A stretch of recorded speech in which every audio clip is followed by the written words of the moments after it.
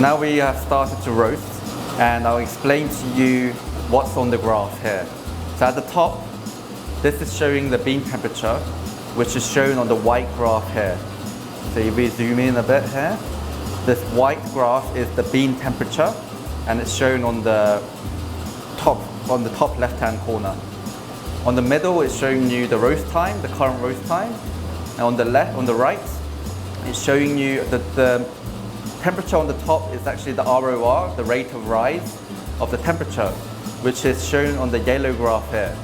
So on the bottom of each graph, it's showing you what each color represents. So at the top, the red temperature here is, you can see, is the hot air temperature. So it's showing you the air temperature inside the drum.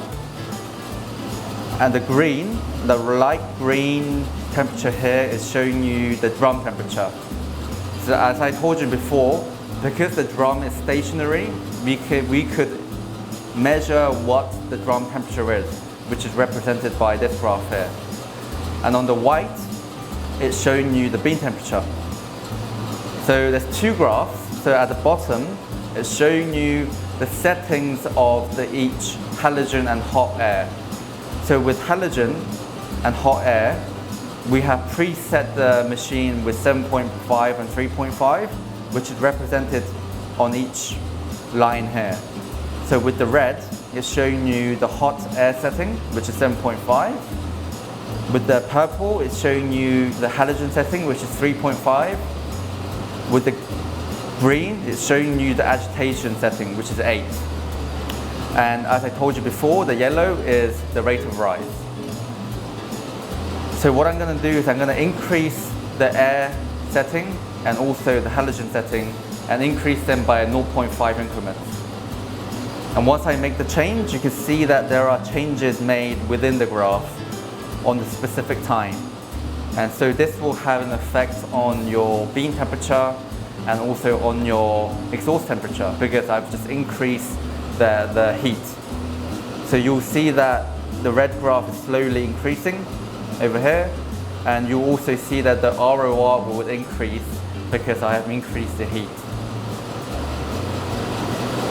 So you could freely move around and see and zoom in the specific part that you want to see, or if you just want to see the whole graph and how the graph is moving, you could just look at the graph like this.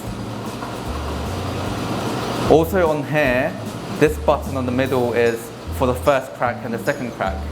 So once you press the first crack, it will mark the temperature and the time of when the first crack started. So this I'll show you later on when to use it, once the first crack starts. So now the roast profile is nearing first crack, so I'm going to slow down the roast profile a bit so that I have more time for the caramelization to happen. So you're going to increase the sweetness and the body of the coffee. So I'm going to decrease the halogen by 0.5, and also again I'm going to decrease the hot air by 0.5. So this should immediately have an effect on the hot air, the exhaust temperature. So you can see it's decreasing as soon as I made the change. And again, on the graph on the bottom, it marked the change that I made on a specific time. So first crack should happen around 165 degrees. Now this is a lower temperature compared to normal gas drum roasters, as normal gas drum roasters, first crack happens around 180 to 190 depending on the machine. But because we're using halogen and it's delivering the heat much more efficiently, the first crack occurs much more earlier. You can look at the color of the beans through the sight glass here, or you could actually look at it through the finder here. And you can smell the coffees and see the color changes that occurs.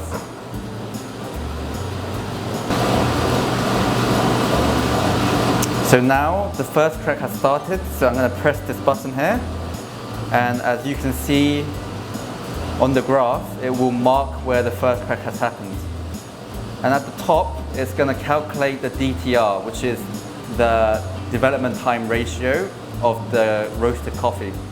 So normally with the Stronghold S7, it depends really on what type of green coffee you use, but you're aiming around 13 to 14% of DTR with the machine. So I'm going to decrease the heat again just to slow down the graph of the development, so I have a longer development for more sweetness and complexity.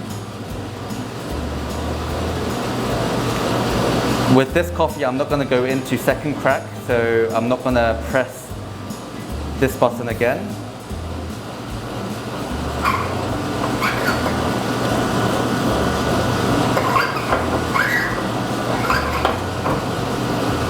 So if you monitor the DTR, you want the DTR to slowly decrease.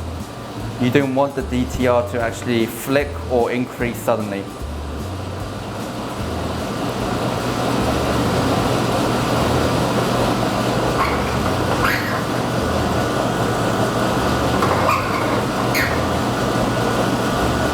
So now the coffee is ready to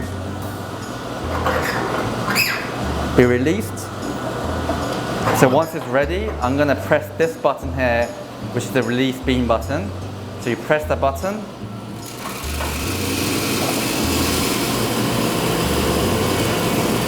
And the beans are being released and it will automatically cool.